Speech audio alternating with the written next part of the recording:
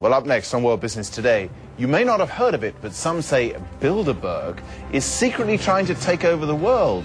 We're trying to find out why some of the biggest names in business and politics are currently meeting very discreetly in Germany.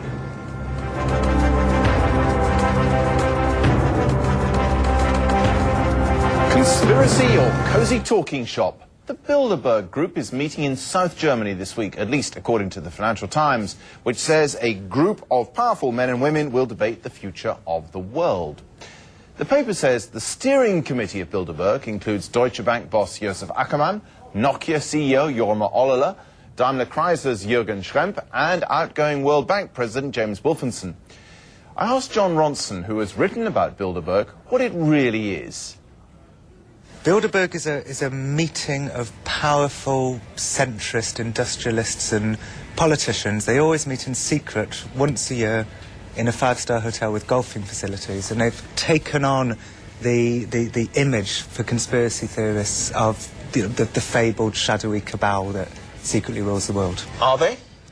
Well, yes and no. I mean, they're a bunch of powerful people. They meet in secret. They say we meet in private, which isn't quite the same thing, is it? It's not quite the same thing. I do think that, by and large, many members of the Bilderberg Group actually see themselves in much the same way as the conspiracy theorists see them, as this shadowy cabal out to, if not to rule the world, but to influence world events. What would they see as their purpose then? I mean, presumably it's a good get-together of powerful people. They don't often get a chance to meet away from the glare of the press. One could understand why they might want to have a private chat. Yeah, and that's certainly got something to do with it.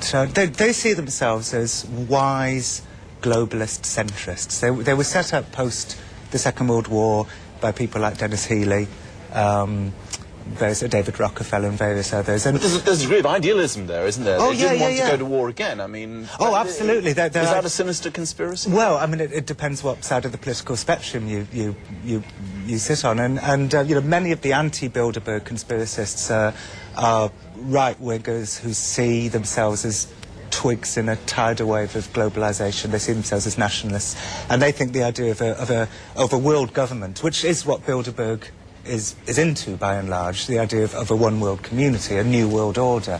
You know, they see that as... They see themselves as a government as opposed to a group of world leaders or people with influence at a global level who are talking about global issues, do they? They see themselves as headhunters. They'll get an up-and-coming politician who they think may be president or prime minister one day, and as globalist industrialist leaders who believe that politics shouldn't be in the hands of the politicians, they try and influence them with wise words in the corridors outside the sessions. Should they be more open? I mean, should they come and sit here and do an interview with me and explain what they're doing, or talk after their meeting about what they've decided, even if they don't invite us along as journalists beforehand or during? Well, Bilderberg's secrecy, I think, harks back specifically to Henry Kissinger, who, you know, in quite a silly way, I think, loves the idea of being this shadowy, secret figure. And it was Kissinger, as a founder member of Bilderberg, who had this idea to be this kind of secret organisation in quite a silly way, really. So, and I think some members, I mean, Lord Owen said to me at one point that, you know, he wishes... That's the former British Foreign Secretary and leader of the Social Democratic Party. Yeah, and he said he kind of wished Bilderberg, you know, didn't quite have this air of secrecy, because it gives rise to